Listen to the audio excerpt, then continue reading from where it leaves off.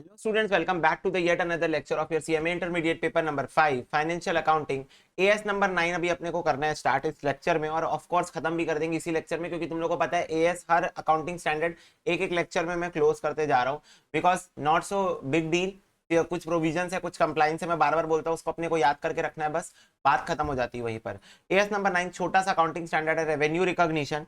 ये बताता है कि कब हमको रेवेन्यू को रिकॉग्नाइज करना है। रेवेन्यू तुम लोग को पता है ना, जो रिसीवेबल अमाउंट होता है, जो पैसा मिलना होता है, तो कब उस रेवेन्यू को कि अब मुझे वो मिल जाएगा अपनी बुक में, मैं एज अ सेल या एज अ रेवेन्यू रिकॉग्नाइज लिख सकता हूँ, वो इस एएस में हम लोग पढ़ने वाले हैं। तो सबसे पहले ऑब्जेक्ट जानते हैं। The standard explain when the revenue should be recognized in profit or loss account, also mention the circumstances in which revenue recognition can be postponed। तो क्या बताएगा कि कब रेवेन्यू को रिकॉग्नाइज करना है मेरे को अपनी बुक्स ऑफ अकाउंट्स में कि हाँ अब ये मेरे को पैसा मिल सकता है, या कब मेरे को पैसा मिलने भी वाला होगा तो भी मेरे को अभी उसको नहीं लिखना है, मेरे को उसको पोस्टपोन कर देना है। ये मेरे को ये वाला एएस बताएगा। ठीक है, रेवेन्यू मतलब क्या होता है? Gross inflow of cash, receivable और other consideration arising in the course of ordinary activity of enterprise.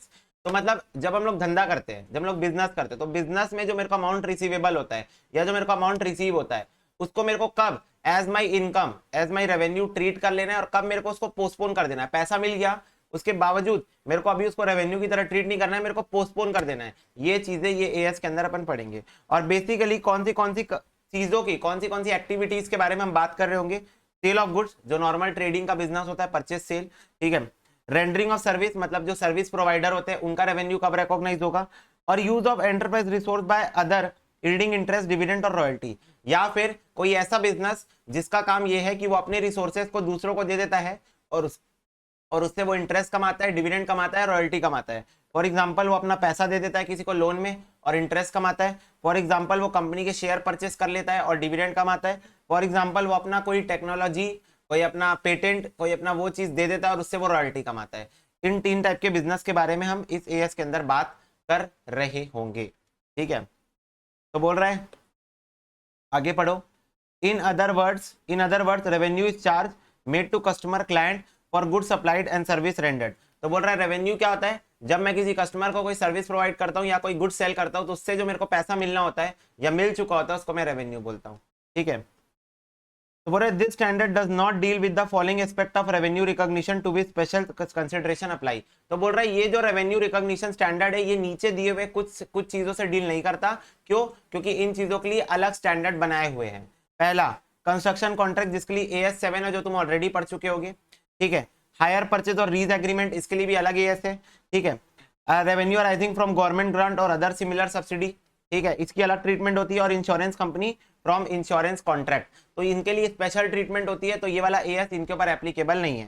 ठीक है, example of item not included with in the definition of revenue for the purpose of this standard. तो बोल रहा है कुछ item यहाँ पर स्पेशली एक्सक्लूड किए गए हैं for the purpose of this standard, सिर्फ दिस स्टैंडर्ड के लिए in the definition of revenue, मतलब इन आइटम्स को हम रेवेन्यू नहीं मानते हैं AS 9 के अकॉर्डिंग। पहला, realized gains resulting from the disposal of unrealized gain resulting from the holding of non-current asset, example appreciation in the value of fixed asset। तो बोल रहा है अगर मेरे को कोई सेल ऑफ फिक्स्ड एसेट से गेन हो जाता है और वो मेरे को रियलाइज है चाहे अनरियलाइज्ड है, उसको मैं रेवेन्यू नहीं मानूंगा। या मेरे किसी फिक्स्ड एसेट की वैल्यू एप्रिशिएट हो जाए, इसको भी मैं रेवेन्यू की तरह नहीं ट्रीट करूंगा for the purpose of AS 9। Unrealized holding gain resulting from the change in value of current asset and the natural and increase in held and agriculture forest product। तो बोल रहा है मेरे किसी करंट एसेट की value appreciate हो गई, तो इसको भी मैं in for the purpose of AS 9 revenue नहीं ट्रीट करूंगा। या मेरे किसी एग्रीकल्चर फॉरेस्ट प्रोडक्ट या किसी हर्ब्स की वैल्यू अप्रिशिएट हो गई, इसको भी मैं रेवेन्यू की तरह ट्रीट नहीं करूंगा for the purpose of AS 9। बोल रहा है रियलाइज्ड और unrealised gain resulting from change in foreign exchange rate, adjustment arising on the transaction of foreign currency, financial statement. तो बोल रहा है अगर मैं फॉरेन एक्सचेंज रिजर्व रखा हुआ और उसमें कोई एप्रिसिएशन हो रही है, तो उसको भी मैं रेवेन्यू की तरह ट्रीट नहीं करूंगा for the purpose of AS 9। Realised gains, मैं सीधा बोल दे रहा हूँ, फ्लैट वन लाइनर, सब चीज याद करने वाली है, मैं सीधा बोल देता हूँ, कोई इधर उधर की बात नहीं करूंगा, कोई दिल की भावना है वो नहीं करूंगा, कुछ भी सांत्वना नहीं दूंगा, सीधी बात बोलूंगा। अकाउंटिंग स्टैंडर्ड याद करने वाली ही चीज है, क्योंकि कंप्लाइंसेज है, रूल्स, सेट ऑफ रूल्स तो याद ही करने होते हैं ना, तो वो चीज है यहाँ पर। Realise gains resulting from discharge of obligation at the less than its carrying amount. बोल रहा है कोई क्रेडिटर 20,000 का क्रेडिटर बोल रहा है सिर्फ 15,000 रुपए दे दे, तो ये जो 5,000 का मेरे को प्रॉफिट हो गया, इसको भी मैं रेवेन्यू की तरह ट्रीट नहीं करूंगा for the purpose of AS9। बार बार इस चीज को हाईलाइट क्यों कर रहा हूं, for the purpose of AS9, for the purpose of AS9, क्योंकि ये सिर्फ AS9 के अकॉर्डिंग बात कर रहे हैं हम, ठीक है। Unrealised gain resulting from the restatement of carrying amount of the obligation. तो बोल रहा है unrealised gain resulting from restatement of carrying amount of obligation, मतलब कोई ऑब्लिगेशन थी उसको मैंने रीस्टेट कर दिया और उसके वजह से मेरे को कुछ प्रॉफिट हो गया। जैसे मान लो मेरा कोई लोन था 10 लाख का, उसको रीस्टेट करके 9,80,000 कर दिए, तो 20,000 का जो मेरे को गेन हुआ है उसको भी मैं रेवेन्यू की तरह ट्रीट नहीं करूंगा। फिर नेक्स्ट बोल रहा है टाइमिंग ऑफ रेवेन्यू रिकॉग्निशन, मतलब कब मैं रेवेन्यू को रिकॉग्नाइज करके अपनी बुक्स में नोट कर लूं, टाइमिंग। तो देखो रेवेन्यू फ्रॉम सेल और rendering of service should be recognise at the time of sale और रेंडरिंग ऑफ सर्विस। तो बोल रहा है अगर मैं कोई सेल कर रहा हूं या मैं कोई सर्विस प्रोवाइड कर रहा हूं, तो जब मैं सेल करूंगा या जब मैं सर्विस को प्रोवाइड करूंगा तभी मैं रेवेन्यू को रिकॉग्नाइज कर लूंगा इमीडिएट बेसिस पे, okay. However, if at the time of sale or rendering of service there is a significant uncertainty in the ultimate collection of revenue, then the revenue recognition is postponed. In such case, revenue should be recognized only when it becomes reasonably certain that the ultimate collection will be made. ठीक है, तो बोल रहा है इसके अलावा जैसे मान लो जब मैं सेल किया हूं या जब मैं सर्विस प्रोवाइड किया हूं, उस टाइम पे जो अमाउंट रिसीवेबल था कस्टमर से मेरे को पैसा मिलेगा क्योंकि मैंने सेल किया है या मैंने सर्विस प्रोवाइड किया, तो कस्टमर से मेरे को पैसा मिलेगा। तो जब मैं सेल कर रहा था, मैं सर्विस प्रोवाइड कर रहा था, उस टाइम कस्टमर से मेरे को पैसा मिलेगा, ये चीज अनसर्टेन है, मतलब मेरे को लग रहा है कि मे भी मिल सकता है पैसा, मे भी नहीं मिल सकता है पैसा। तो उस सिचुएशन में मैं रेवेन्यू रिकॉग्निशन को पोस्टपोन कर दूंगा तब तक जब तक सर्टेनिटी ना हो जाए कि मुझे उससे पैसा मिलेगा। तो तुम लोग बोलोगे तो भैया मैं सेल ही क्यों करूंगा फिर, नहीं बेटा मैं बात कर रहा हूँ सेल के बाद।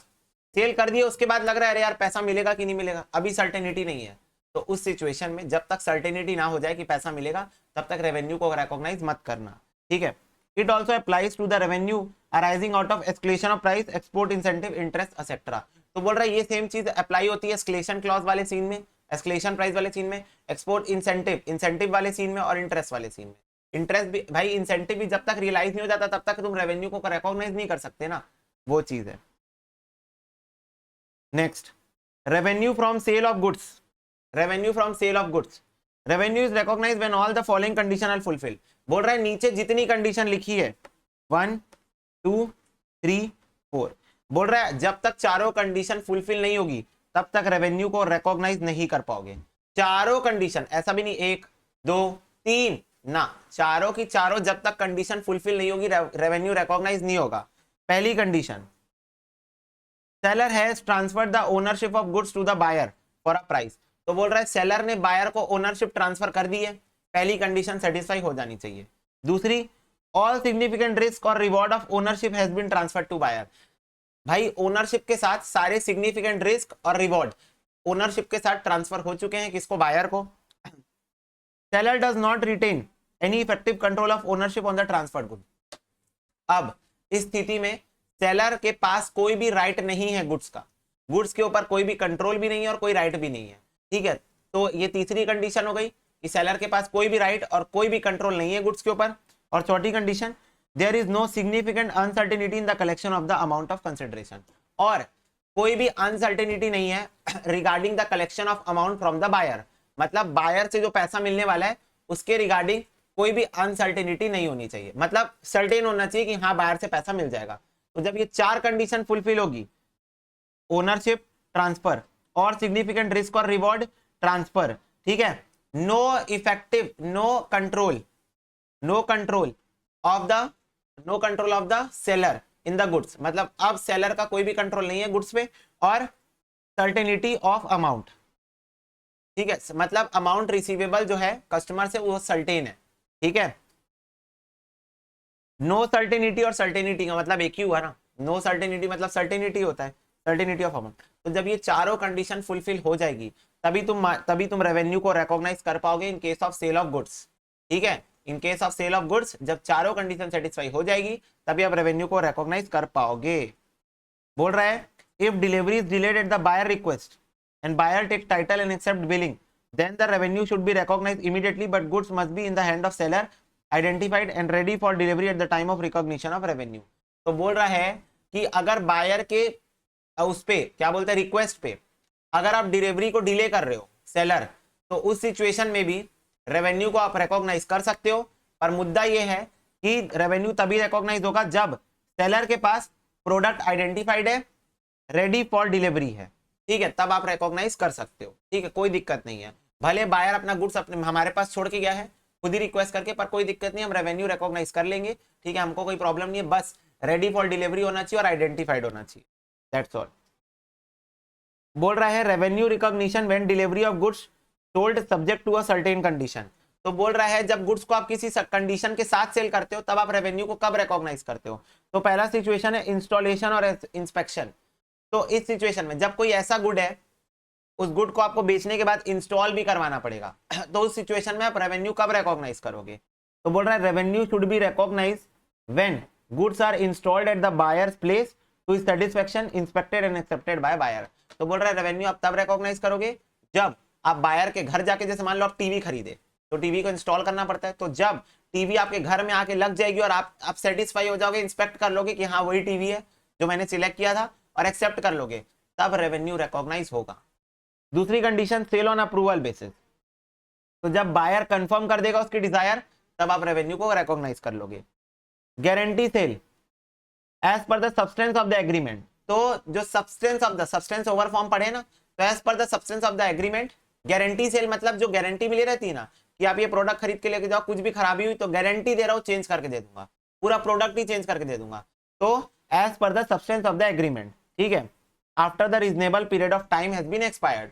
तो मतलब आपको लग रहा है कि मतलब as per your past experience कि मैं जो टीवी बेचता हूं उसमें मैं गारंटी देता हूं, और अगर 2 महीने में ये टीवी खराब नहीं हुई तो इसका मतलब ये टीवी खराब होगी ही नहीं। मतलब ऐसा वाला सिस्टम है आपका एक्सपीरियंस के अकॉर्डिंग आप ऐसा सोच के रखे हो। तो according to the substance of the agreement, इसलिए बोल रहा हूं एग्रीमेंट टू एग्रीमेंट वेरी करता है गारंटी वाला। Warranty sale revenue should be recognise immediately. तो रेवेन्यू आप इमीडिएटली रिकॉग्नाइज कर दोगे, बट आप प्रोविजन बनाओगे फॉर द अनएक्सपायर्ड वारंटी। मतलब जो वारंटी, जैसे मान लो 1 साल की वारंटी होती है ना, कुछ भी खराब हुआ तो बना के दूंगा, रिपेयर्स करके दूंगा, तो आप उसके लिए प्रोविजन बना के चलोगे, पर आप रेवेन्यू तुरंत रिकॉग्नाइज कर सकते हो। कंसाइनमेंट सेल जब गुड्स थर्ड पार्टी को बिक जाएंगे तब रेवेन्यू रिकॉग्नाइज करना। Special order to shipment revenue from such sale should be recognise when the goods are identified and ready for delivery. तो जब गुड्स को आप आइडेंटिफाई करके रेडी कर दोगे डिलीवरी के लिए तब आप रेवेन्यू रिकॉग्नाइज कर सकते हो। सब्सक्रिप्शन फॉर पब्लिकेशन मतलब आप किसी पब्लिकेशन की सब्सक्रिप्शन लेके रखे हो, उस सिचुएशन में आप कैसे रेवेन्यू को रिकॉग्नाइज करोगे। तो जब जो डिलीवरी का अमाउंट जो है वो वेरी करता है पीरियड टू पीरियड, मतलब 1 महीने 200 की होती है, 1 महीने 500 की होती है, 1 महीने 100 की होती है, तो उस सिचुएशन में sale value of the item के बेसिस पे आप रिकॉग्नाइज करोगे रेवेन्यू को, ठीक है, recognise on the basis of sale value of item. और जब अमाउंट वेरी नहीं करता है पीरियड टू पीरियड, मतलब हर महीने 100 रुपए है, तो उस बेसिस पे स्ट्रेट लाइन मेथड के बेसिस पे आप रेवेन्यू को रिकॉग्नाइज करोगे, मतलब हर महीने 100 रुपए 100 रुपए 100 रुपए 100 रुपए आप रिकॉग्नाइज कर लोगे, ठीक है। Instalment sale revenue of sale excluding interest should be recognised on the date of the sale. तो बोल रहा है revenue of sale excluding interest मतलब कैश प्राइस, हायर परचेज पढ़े हो ना, उसमें जो कैश प्राइस होता है ना, तो कैश प्राइस को आप इमीडिएटली रिकॉग्नाइज कर सकते हो एज रेवेन्यू, बट इंटरेस्ट को कब रेवेन्यू रिकॉग्नाइज करोगे, proportionately to the unpaid balance. तो इंटरेस्ट को आप तब रिकॉग्नाइज करोगे जब इंटरेस्ट ड्यू की डेट आएगी, proportionately to the unpaid balance मतलब इंटरेस्ट ड्यू की डेट आएगी तब आप इंटरेस्ट को क्या करोगे, रिकॉग्नाइज करोगे एज रेवेन्यू। और कैश प्राइस को आप जिस दिन सेल कर रहे हो उसी दिन रेवेन्यू की तरह रिकॉग्नाइज कर लोगे। अब बोल रहा है रेवेन्यू फ्रॉम रेंडरिंग सर्विस। तो अगर आप सर्विस प्रोवाइडर हो तब आप रेवेन्यू को कब रिकॉग्नाइज करोगे। तो revenue from rendering of service is generally recognised as the service is perform. The performance of service measured by the following 2 method. तो बोल रहा है जब आप सर्विस को परफॉर्म कर लोगे तब आप रेवेन्यू को रिकॉग्नाइज कर लोगे, पर उसके भी 2 मेथड होते हैं। पहला होता है कंप्लीटेड सर्विस कॉन्ट्रैक्ट मेथड और दूसरा होता है प्रोपोर्शनेट कंप्लीशन मेथड। तो पहला है revenue is recognised when service is about to be completed and no significant uncertainty exist about collection of the amount of service charge. तो बोल रहा है कि आप ऐसी सर्विस देते हो जो बहुत छोटी पीरियड की होती है, तो आपको पता रहता है अरे आने वाले 1-2 महीने में खत्म हो जाएगा। और दूसरी बात ये कि आपको सर्टेन है कि आपका जो आपका वो है क्या बोलते हैं, जिसको आप सर्विस प्रोवाइड कर रहे हो, जो आपका कस्टमर है वो आपको पैसा दे देगा, मतलब there is no uncertainty regarding the collection of the amount. कोई अनसर्टेनिटी नहीं है, आपको लग रहा है कलेक्शन हो जाएगा अमाउंट का, तो उस सिचुएशन में आप रेवेन्यू को रिकॉग्नाइज कर सकते हो कंप्लीटेड सर्विस कॉन्ट्रैक्ट मेथड में। छोटा कॉन्ट्रैक्ट होता है ये, जब कॉन्ट्रैक्ट बड़ा होता है लाइक कंस्ट्रक्शन कॉन्ट्रैक्ट, ठीक है, वो तो कंस्ट्रक्शन कॉन्ट्रैक्ट A7 में कवर होता है, पर मैं बता रहा हूँ कि अब कॉन्ट्रैक्ट बड़ा होता है, सर्विस आप लॉन्ग पीरियड प्रोवाइड करने वाले हो, तो उस सिचुएशन में revenue recognized under this method will be determine the basis of contract value, associated cost, number of acts और other suitable basis। proportionate basis पे आप क्या करोगे, उसको चार्ज कर लोगे। मतलब बहुत सारे तरीके हो सकते हैं कॉन्ट्रैक्ट की वैल्यू के बेसिस पे, कि जैसे मान लो 2 लाख का कॉन्ट्रैक्ट है और आपने 50,000 का काम खत्म कर दिया है, तो कितना रिकॉग्नाइज कर लोगे, 25% रिकॉग्नाइज कर लोगे, तो ये कॉन्ट्रैक्ट वैल्यू में। एसोसिएटेड कॉस्ट, कितना कॉस्ट खर्चा हुआ डिवाइडेड बाय टोटल कॉस्ट, इसके बेसिस पे कर सकते हो, जैसे AS7 में करते थे। नंबर ऑफ एक्ट्स, कितने एक्ट्स हो गए उस बेसिस पे कर सकते हो, और कोई सुटेबल बेसिस आप डिसाइड कर लो। पर ये होता है प्रोपोर्शनेट कंप्लीशन मेथड, मतलब प्रोपोर्शनेट अमाउंट को मैं रेवेन्यू की तरह रिकॉग्नाइज करता हूं जब पीरियड लंबा होता है, ठीक है। फिर बोल रहा है the norms for revenue recognition for rending of service under special condition, मतलब कुछ स्पेशल कंडीशन में सर्विस प्रोवाइड करते हो तो उसका रेवेन्यू रिकॉग्निशन कैसे होता है। स्पेशल कंडीशन क्या क्या है, 1 2 3 4 5 है। पहला है एडवर्टीजमेंट और इंश्योरेंस एजेंसी कंपनी। तो advertisement commission is recognise when advertisement appear before public. तो एडवर्टीजमेंट कमीशन जो होता है उसका रेवेन्यू आप तब रिकॉग्नाइज करोगे जब आपकी एड जो है वो लोगों के सामने चलने लगेगी, ठीक। Insurance agency commission on the effect commencement और रिन्यूअल और date of the policy respectively. तो बोल रहा है इंश्योरेंस कमीशन कब रिकॉग्नाइज करोगे, जब वो पॉलिसी जो है वो फाइनली कंप्लीट हो गई, मतलब जो पॉलिसी आप सेल कर रहे थे, ठीक है, उसकी कमेंसमेंट हो गई और रिन्यूअल हो गई, या फिर अगर आप कोई पॉलिसी रिन्यू करा रहे तो रिन्यूअल हो गई या कमेंस हो गई, वो पॉलिसी स्टार्ट कर ली सामने वाले व्यक्ति ने, तब आप रिकॉग्नाइज कर लोगे। Financial service commission, generally commission charge for arranging and granting loan and other facility should be recognized when a loan is sanctioned accepted by borrower। तो जैसे मान लो तुम दलाल हो जो लोन इशू करवाता है, बैंक के पास जाके बोलता है इसको लोन दे दो, इसको लोन दे दो, तो बैंक अब तुमको कमीशन देगी क्योंकि तुम उसके लिए कस्टमर लेके आए हो। तो जब वो कस्टमर लोन सैंक्शन करवा लेगा, मतलब लोन ले लेगा, तब आप कमीशन को रेवेन्यू की तरह रिकॉग्नाइज कर लोगे। Admission fees, revenue from artistic performance, banquet, other special event should be recognised when event takes place. तो बोल रहा है अगर आप किसी इवेंट में एडमिट करने के लिए जा रहे हो, जैसे मान लो कोई आर्टिस्टिक परफॉर्मेंस है, कोई मूवी है, कोई बैंकट है, कोई स्पेशल इवेंट है, तो जब वो इवेंट स्टार्ट होगा तब जिस बंदे को आपने पैसा दिया, जैसे मान लो शो के मालिक को आपने पैसा दिया, बैंकट के मालिक को आपने पैसा दिया है, वो आर्टिस्टिक परफॉर्मेंस जो कर रहा था उसको आपने पैसा दिया है टिकट का, तो उस सिचुएशन में वो अपने रेवेन्यू को रिकॉग्नाइज कर लेगा जब शो स्टार्ट हो जाएगा, ठीक है। Tuition fees, revenue should be recognise over the period of instruction. तो बोल रहा है ट्यूशन फीस के केसेस में ओवर द पीरियड ऑफ, मतलब जैसे मान लो 12 महीने की ट्यूशन फीस तुम मेरे को एडवांस में दे दियो 12,000 रुपए, तो 1 महीना बीत गया 1,000 रियलाइज कर लूंगा, 2 महीना बीत गया 2,000 रियलाइज कर लूंगा, 3 महीना बीत गया 3,000 रियलाइज कर लूंगा, ऐसे over the period of time, ठीक है। और एंट्रेंस और membership fees, entrance fees are generally capitalized and membership fees should be recognized as systematic and rational basis having regards to timing and nature of service provided। तो ये NPO वाला scene है, यहाँ बोल रहा है एंट्रेंस फीस को हम कैपिटलाइज कर लेते हैं जनरली, और मेंबरशिप फीस को हम लोग on the basis of systematic manner, like membership fees मतलब सब्सक्रिप्शन फीस है ना, तो वो मेंबर्स हमेशा रेगुलर इंटरवल में देते हैं ना, तो उसको अपन accordingly time and nature of service के अकॉर्डिंग रिकॉग्नाइज कर लेते हैं, ओके। बोल रहा है special treatment of revenue recognition in case of interest, royalty और डिविडेंड। तो मैं तुम लोग को ऊपर बताया था, एक तो सेल ऑफ गुड, दूसरा सर्विस प्रोवाइडेड, और तीसरा एक ऐसा व्यक्ति जो अपने रिसोर्सेस को दूसरों को देता है और उससे इंटरेस्ट कमाता है, डिविडेंड कमाता है, रॉयल्टी कमाता है। तो उस सिचुएशन में, तो ये तीसरी सिचुएशन में हम कब कब रेवेन्यू को रिकॉग्नाइज करेंगे वो बताने वाला हूं। तो in case of interest recognise on the basis of time proportion basis, मतलब जैसे मान लो तुमको साल ईयरली इंटरेस्ट मिलता है, ईयरली, बट तुम रेवेन्यू को रिकॉग्नाइज कर सकते हो monthly on the basis of time, like पूरे साल का अगर 12,000 होता है तो एक महीने का कितना 1,000, ऐसे कर करके आप 1,000 रिकॉग्नाइज कर सकते हो as revenue on the basis of time proportion, time के बेसिस पे, जैसे जैसे टाइम बीतते जा रहा है आप रिकॉग्नाइज करते जाओ। आप डेली बेसिस पे भी कर सकते हो, आप वीकली में भी कर सकते हो, क्वार्टरली भी कर सकते हो, मंथली भी कर सकते हो, आपकी मर्जी, पर आप टाइम प्रपोर्शन के बेसिस पे रेवेन्यू को रिकॉग्नाइज कर सकते हो। On the basis of in case of royalty it is recognise on accrual basis as per the terms of agreement. तो as per the terms of agreement आप royalty को recognise करोगे। इसकी आप पूरी अकाउंटिंग सीख चुके हो इंटर में, तो बस वो जो आप सीखे हो ना, बस ये वही है, जो आप रॉयल्टी की अकाउंटिंग सीखे हो ना, बस ये वही है। तो रॉयल्टी को आप as per agreement accrual basis पे रिकॉग्नाइज करते हो।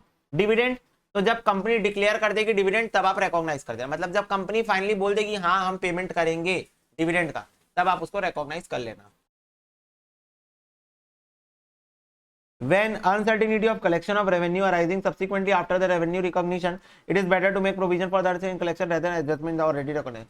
तो बोल रहा है अगर मान लो आप पहले सोचे कि मेरे को रेवेन्यू मिलेगा और आपने रेवेन्यू को रिकॉग्नाइज कर लिया, पर बाद में रेवेन्यू रिकॉग्नाइज करने के बाद में कोई अनसर्टेनिटी आ गई, ओहो, मतलब पहले रिकॉग्नाइज कर लिए थे बाद में अनसर्टेनिटी आ गई, तो इट्स बेटर कि आप पुराना रेवेन्यू जो रिकॉग्नाइज किए थे उसमें एडजस्टमेंट ना करते हुए आप एक प्रोविजन बना दो, जैसा हम लोग AS7 में सीखे थे कि भाई जो पहले से रेवेन्यू रिकॉग्नाइज कर लियो उसमें एडजस्टमेंट मत करो, एक काम करो प्रोविजन बना दो। क्या करो, एक प्रोविजन बना दो, दैट इज बेटर। ठीक है, अब disclosure requirement, when revenue recognition is postponed the disclosure of the circumstances necessitating the postponement should be made। तो बोल रहा है जब रेवेन्यू रिकॉग्निशन पोस्टपोन कर रहे हो तो उसका डिस्क्लोजर करना जरूरी हो जाता है। ठीक है, treatment of inter division transfer, तो बोल रहे हैं जब एक ही कंपनी के दो डिवीजन आपस में एक दूसरे को ट्रांसफर करते हैं, समझ में आया, एक ही कंपनी के दो डिवीजन, दो डिपार्टमेंट, डिपार्टमेंटल अकाउंटिंग पढ़े हो, दो डिपार्टमेंट आपस में एक दूसरे को ट्रांसफर करते हैं तब क्या होता है, तो ICAI यानी institute of chartered accountants of India has announced that the inter-division transfer sales are not the revenue as per AS9 revenue recognition। तो बोल रहा है जब इंटर डिविजनल ट्रांसफर होते हैं उसको AS9 की डेफिनेशन के अंदर हम नहीं लेते हैं, रेवेन्यू रिकॉग्नाइज नहीं कर सकते। क्यों? क्योंकि इन case of inter division transfer risk and reward remain with in the enterprise. भाई रिस्क और रिवॉर्ड तो कंपनी का है क्योंकि डिपार्टमेंट तो दोनों कंपनी के ही है। ठीक है, and also there is no consideration from the point of view of the enterprise as a whole. तो बोल रहा है और इसके अलावा कोई भी कंसिडरेशन नहीं दी जा रही है, ठीक है, as a whole in the point of view of enterprise, तो ये भी एक गलत हो गया। The recognition criteria for revenue recognition are also not fulfilled in the respect of inter division. बोल रहा है जो रिकॉग्निशन क्राइटेरिया था जो चार रिकॉग्निशन क्राइटेरिया थे वो भी फुलफिल नहीं होता इंटर डिविजनल ट्रांसफर में, तो इसीलिए इसको अपन AS9 के अंदर नहीं डालेंगे। अब बोल रहा है सिग्निफिकेंट डिफरेंस बताओ AS9, Ind AS 18 और US गैप में, क्योंकि तीनों सेम है, मतलब तीनों सेम रेवेन्यू रिकॉग्निशन के ऊपर बात करते हैं। तो बोल रहा है the definition revenue is almost same in AS9, Ind AS 18, however there is no specific standard for recognizing the revenue under US gap. तो बोल रहा है US गैप में कोई स्पेसिफिक स्टैंडर्ड नहीं बनाया गया है, ठीक है, रेवेन्यू रिकॉग्निशन के लिए, पर जो रेवेन्यू की डेफिनेशन वो AS9 और Ind AS 18 में सेम है। There are several pronouncements in US having varying degree of authority on an ad hoc basis। तो बोल रहा है ऐसा नहीं है कि यूएस गैप में कुछ भी नहीं है, यूएस गैप में कुछ प्रोनाउंसमेंट है जो कि एड हॉक बेसिस में रेवेन्यू रिकॉग्निशन के बारे में जानकारी देती है। बोल रहा है under Ind AS 18 the revenue recognition from rendering of service is done on the basis of percentage of completion method. तो बोल रहा है Ind AS 18 के अंदर अपन जो रेवेन्यू को रिकॉग्नाइज करते हैं उसको अपन परसेंटेज ऑफ कंप्लीशन मेथड के बेसिस पे कर रहे हैं, बट AS9 के अंदर अपन हम लोग जो रेवेन्यू को रिकॉग्नाइज करते हैं उसको हम लोग करते हैं प्रपोर्शनेट कंप्लीशन मेथड में और कंप्लीटेड सर्विस मेथड में। प्रपोर्शनेट कंप्लीशन मेथड ऊपर बताया ना, कोई भी सुटेबल बेसिस ले लो, परसेंटेज ऑफ कंप्लीशन मेथड अपना खुद का बताता है cost upon estimated total cost, पर प्रपोर्शनेट कंप्लीशन मेथड क्या बोलता है, कोई भी सुटेबल बेसिस उठा लो। तो AS9 जो है वो यहाँ पर थोड़ा वाइड स्कोप है, Ind AS 18 जो है वो ज्यादा प्रैक्टिकल है, Ind AS 18 जो है वो ज्यादा प्रैक्टिकल चल रहा है, परसेंटेज ऑफ कंप्लीशन मेथड जो है वो ज्यादा प्रैक्टिकल होता है। ठीक है, Ind AS 18 और US GAAP revenue from interest is recognised using the effective rate method. तो बोल रहा है Ind AS 18 और US गैप में जो इंटरेस्ट रिकॉग्नाइज होता है वो इफेक्टिव इंटरेस्ट मेथड से होता है। इफेक्टिव इंटरेस्ट मेथड आप फाउंडेशन में सीखे थे, ठीक है, और Ind AS 18 contain the provision for revenue swaps, however no such corresponding provision are in AS9। तो बोल रहा है Ind AS 18 के अंदर प्रोविजन है for revenue swap. Revenue swap मतलब रेवेन्यू को एक कॉन्ट्रैक्ट को बहुत सारे कॉन्ट्रैक्टर आपस में बांट लेते हैं, मतलब एक बड़ा कॉन्ट्रैक्ट मिला उसको अलग अलग कॉन्ट्रैक्टर आपस में बांट के साथ में काम करते हैं, उसको रेवेन्यू स्वैप बोलते हैं। ठीक है, रेवेन्यू को स्वैप कर देना, अलग अलग कर देना। ठीक है, तो जबकि ऐसा कोई प्रोविजन जो है AS9 के अंदर नहीं है, तो Ind AS 18 बोलता है प्रोविजन बना लो, पर AS9 ऐसा कुछ भी नहीं बोलता है। इसके साथ तुम्हारी जो भी याद करने वाली रिक्वायरमेंट थी in the AS9 revenue recognition वो हो गया समाप्त। अब इसके बाद हम लोगों को करने हैं बुक के क्वेश्चंस। देखो बेटा ये आ गया तुम्हारे सामने क्वेश्चन। अब यहाँ पर क्वेश्चन में मैं तुम लोगों को सारे मेन पार्ट पे पूरा चर्चा कर देता हूँ। बेसिकली 21 से 29 तक क्वेश्चन है, इलस्ट्रेशन 21 से 29 तक, और इस पे जनरली केस बेस्ड क्वेश्चन आते हैं, थ्योरेटिकल क्वेश्चंस होते हैं, तो आपको याद करना पड़ेगा। मैं सीधा सीधा बोलती हूँ, याद तो करना ही पड़ेगा, याद करने वाली चीज है। और भाई लंगर में मार्क्स मिल जाता है, बस छोटे छोटे प्रोविजंस को याद करना है, तो इसलिए मैं तुमको रेकमेंड करूंगा याद कर लो, फिर उसके बाद क्वेश्चन देख लेना भले। तो बोल रहा है एक्स लिमिटेड रिकॉग्नाइज कर रहा है, एक्स लिमिटेड रिकॉग्नाइज्ड 10 लाख रुपए एक्रूअल बेसिस में from dividend on units of mutual fund of the face value 50 lakh held by it at the end of financial year 31 मार्च 2013 को। तो एक्स लिमिटेड ने रिकॉग्नाइज कर दिया डिविडेंड 31 मार्च 2013 को। बोल रहे dividend on mutual fund declare हुआ है 15 जुलाई को और प्रपोज हुआ है 10 अप्रैल को। अच्छा, तो 10 अप्रैल को प्रपोज किया गया पर डिक्लेयर हो गया 15 जुलाई को, पर इसने तो 31 मार्च को ही रिकॉग्नाइज कर लिया था। हो गई गलती, हो गई गलती, क्योंकि as per AS 9 dividend income कब रिकॉग्नाइज होगी, जब वो फाइनली क्या हो जाएगी, डिक्लेयर हो जाएगी। तो डिक्लेयर तो हुई है 15 जुलाई को, पर इसने 31 मार्च को ही रिकॉग्नाइज कर लिया रेवेन्यू, तो ये गलत है। This is not as per AS 9। ठीक है, तो यहां पर क्वेश्चन वही पूछ रहा होगा तुम लोग से, ये देखो is not as per AS 9, तो तुम इसको पूरा रीड मार लेना, इसमें पूरी डेफिनेशन लिखी हुई है AS 9 के अंदर वाली। ठीक है, उसके बाद यहाँ पर कंक्लूजन वही है कि भाई डिविडेंड तब रिकॉग्नाइज होता है जब वो डिक्लेयर हो जाए। तो डिक्लेयर जब 15 जुलाई को हुआ है, तो आप 31 मार्च को कैसे रिकॉग्नाइज कर लिए, तो ये गलत है। 22 इलस्ट्रेशन देखो, अर्जुन लिमिटेड सोल कर रहा है farm equipment through dealer. One of the condition at the time of sale of payment is consideration of 14 दिन and in the event of delay interest charge होगा 15% पर एनम। तो बोल रहा है अर्जुन कुछ तो भी सेल करता है, छोड़ो क्या सेल करता है उसको छोड़ो, जब वो सेल करता है तो पेमेंट जो है वो एक पॉलिसी बना के रखा है 14 दिन के अंदर मिल जानी चाहिए। अगर 14 दिन के अंदर पेमेंट नहीं मिली तो 15वें दिन से इंटरेस्ट चार्ज करूंगा 15% पर एनम। ठीक है, इतना क्वेश्चन अभी तक बोल रहे हैं। बोल रहा है company has not realise interest from the dealer in the past. बोल रहा है कंपनी ने आज तक डीलर से कभी इंटरेस्ट लेने का मौका ही नहीं आया, मतलब डीलर इतना प्रॉपर आदमी है, 14 दिन के अंदर पेमेंट कर ही देता है। बोल रहा है however for the financial year 31 March 2013 it wants to recognize interest due on the balance due from dealer, the account is ascertained 9 lakh. तो क्या बोल रहा है कि लोग चाहते हैं कि हम लोग 31 मार्च 2013 से रिकॉग्नाइज करें interest due on the balance due from dealer. अब ये बैलेंस ड्यू फ्रॉम डीलर को ये इंटरेस्ट रिकॉग्नाइज करना चाह रहे हैं, ठीक है, और जिसका अमाउंट 9 लाख आ रहा है। तो बताओ क्या ये एज पर AS 9 है, बिल्कुल नहीं। क्यों, क्योंकि the amount is not yet certain. भाई एक कंडीशन है AS 9 की कि अमाउंट रिसीवेबल जो है वो सर्टेन होना चाहिए, यहाँ पर अनसर्टेनिटी है। अगर वो ऑन टाइम पेमेंट कर दिया तो यहाँ बोल रहा है ड्यू फ्रॉम डीलर पे मैं बनाना चाह रहा हूँ। ड्यू फ्रॉम डीलर को मत देखो, 14 दिन के अंदर पेमेंट कर दिया तब तो फिर ये सिचुएशन ही नहीं आएगी।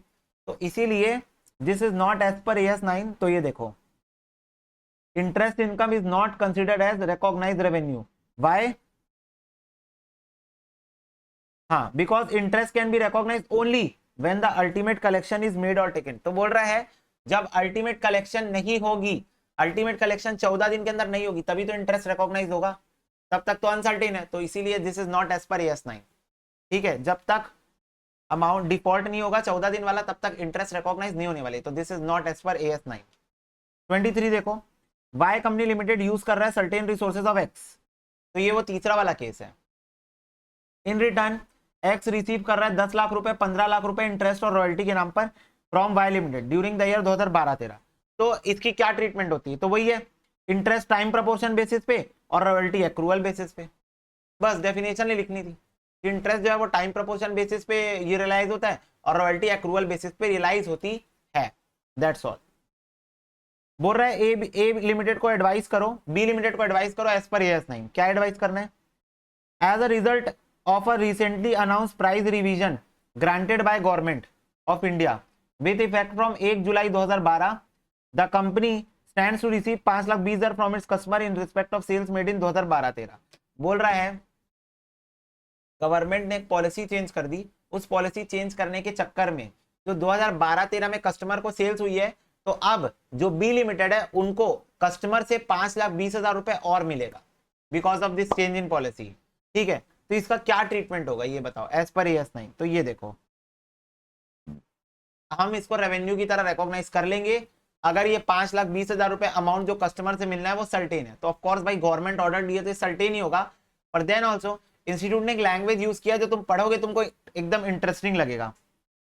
10 ये ऊपर तो प्रोविजन लिखा हुआ है, ये तो प्रोविजन लिखा हुआ है, मैं तुम लोग को प्रोविजन दिखाई नहीं रहा हूं, मैं तो प्रोविजन तुम लोग को लिख के आना एग्जाम में, इसको रटोगे, ये जो प्रोविजन है ना उसको तुम रटोगे, एग्जाम में लिख के आना है तुमको प्रोविजन। भाई रेफरेंस तो दोगे ना कि मैं यहां से उठा के बोल रहा हूं अपना आंसर, मैं तुमको सीधा कंक्लूजन पढ़ा रहा हूं, क्योंकि अभी अभी अपन एएस पढ़े ताजा ताजा, तो बार बार वही चीज बोलने का कोई फायदा नहीं है।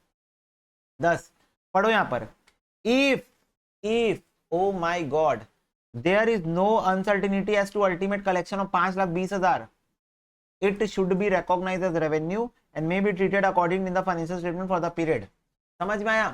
मतलब इंस्टीट्यूट ने भी यहाँ पर ट्रिकी लैंग्वेज खेल लिया, उन्होंने बोला अगर अनसर्टेन नहीं है तो, मतलब अनसर्टेन हो भी सकता है, वैसे तो नहीं हो सकता क्योंकि गवर्नमेंट ऑर्डर की है तो सर्टेन तो है, पर इंस्टीट्यूट ने गेम खेला, इंस्टीट्यूट ने बोला भी है रिकॉग्नाइज कर दो एज रेवेन्यू, पर कब? अगर अमाउंट सर्टेन है, इफ अमाउंट इज सर्टेन, ठीक है, वही बात है, तो इस चीज को समझ के चलना। बोल रहा है a claim lodged with the railway in March 2010 for a loss of good 2 lakh रुपए has been passed for payment in March 2013 for 1.5 lakh. No entry was find in the book of the company when claim was lost. तो बोल रहा है 2 लाख का claim ठोक दिया हूं railway के ऊपर क्योंकि उन्होंने लॉस बाय ट्रांजिट कर दिया मेरे गुड्स का, जिसमें से उन्होंने 1.5 लाख एक्सेप्ट कर लिया है। इसको कैसे डील करोगे? Simple, 150 was settled for payment against the claim of 2 lakh in March 2013. Needless to say that the revenue is recognized in the financial statement prepared for the period ended 31st March 2013 as it was passed for payment। तो 1.5 लाख की क्या हो जाएगी? Revenue recognise हो जाएगी, ठीक है, 1.5 लाख की रेवेन्यू रिकॉग्नाइज हो जाएगी।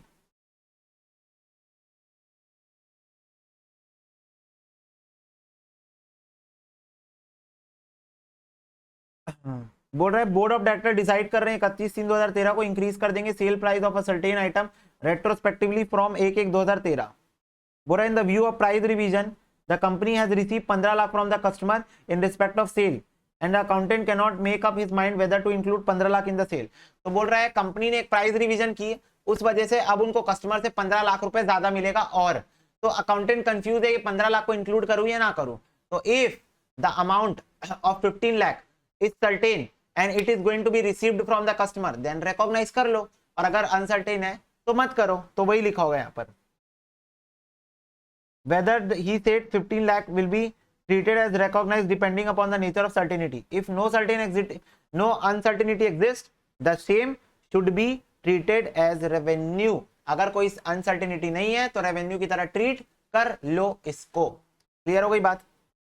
इलस्ट्रेशन नंबर 27, ऐसे क्वेश्चन एग्जाम में आते हैं, बस तुमको प्रोविजन को याद करना है। अभी अभी तुम ताजा ताजा समझो, तुमको ये बन रहा होगा पर बाद में भूल जाओगे, तुमको इसको मल्टीपल टाइम रिवाइज करना होगा शॉर्ट नोट बना के। बोल रहा है TVSM limited has taken a transit insurance policy. Suddenly 2012-13 में परसेंटेज ऑफ एक्सीडेंट बढ़ गए 7% से। कंपनी रिकॉग्नाइज करना चाहती है इंश्योरेंस क्लेम को 12-13 में in accordance with relevant accounting standard. Do you agree? No. Why? Because accident का परसेंट बढ़ने से। बोल रहा है, क्वेश्चन सुनो, क्वेश्चन बोल रहा है कि जो एक्सीडेंट होने की प्रोबेबिलिटी है वो 7% से बढ़ गई है, मतलब 7% जो है वो एक्सीडेंट हो जाते हैं। तो कंपनी चाहती है कि एक्सीडेंट के चांसेस बढ़ गए तो मैं ना इंश्योरेंस क्लेम को रेवेन्यू रिकॉग्नाइज कर लेती हूँ, क्योंकि इंश्योरेंस क्लेम तो मिल ही जाएगा, एक्सीडेंट होने के चांसेस ज्यादा है। नहीं कर सकते, क्यों? Because there is uncertainty, accident नहीं भी तो हो सकता है। भाई मान लो 99% चांसेस भी एक्सीडेंट होने के, तो भी तो 1% चांस है ना कि एक्सीडेंट नहीं होगा। तो जब तक अनसर्टेन है अमाउंट तब तक रेवेन्यू रिकॉग्नाइज नहीं होगा। तो देखो, in this case since there are uncertainty recognition of revenue should be postponed by company। ठीक है,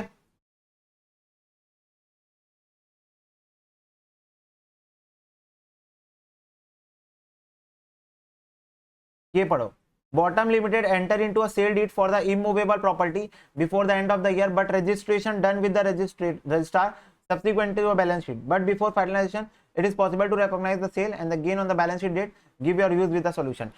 तो बोल रहे हैं bottom limited enter into a sale deed for immovable property. तो बोल रहा है बॉटम लिमिटेड ने एक इमूवेबल प्रॉपर्टी सेल की है और उन्होंने सेल वेल कर दिया, सारी चीज हो गई है, बस रजिस्ट्रेशन ऑफ सेल जो है वो बैलेंस शीट डेट के बाद हुई है। तो बैलेंस शीट डेट के दिन अपन क्या करें? क्या अपन सेल को और गेन ऑन सेल को एज अ रेवेन्यू रिकॉग्नाइज कर ले या नहीं करे? तो मैं बोलना चाहता हूं substance over form. Paper work नहीं हुआ है पर वो एवे ही काम है।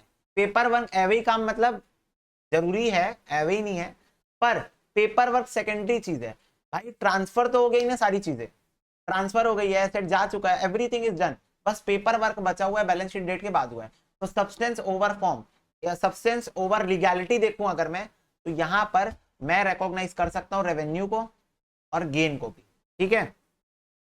तो देखो, in the present case sale of immovable property with a gain on such sale should be recognized at the balance sheet date, although registration for such sale has been done subsequently to the balance sheet date. It may be mentioned here that registration cannot bring any uncertainty as it was nothing but a technical matter. तो बोल रहा है registration नहीं होने की वजह से कोई अनसर्टेनिटी नहीं आ जाएगी कि नहीं रजिस्ट्रेशन नहीं हुई तो बाद में वो आके बोलेगा मेरे को नहीं चाहिए, ऐसे नहीं होगा, ठीक है। तो ये एक अनसर्टेन मैटर है, मतलब एक सर्टेन मैटर है यहाँ पर कि हाँ भाई हो गई है सेल तो काम बन जाएगा आगे, तो इसीलिए मैं रिकॉग्नाइज कर सकता हूँ बैलेंस शीट डेट पे, ठीक है। और ये रहा प्रोविजन जो लिखा हुआ है यहाँ पर, ठीक है। इलस्ट्रेशन नंबर 29, सारी प्रोविजन तुम पढ़ लोगे, वही एएस वाली प्रोविजन लिखी हुई है, मैं तुमको सिर्फ कंक्लूजन दिखा रहा हूँ। बोल रहा है STL limited sale agriculture product dealer, one of the condition of the sale interest is payable at the rate 2% per month for delayed payment. तो बोल रहा है डिले पेमेंट करने से, ये सेम क्वेश्चन है 21 वाला, सेम क्वेश्चन है। तो बोल रहा है percentage of interest recovery is only 10% on such over due.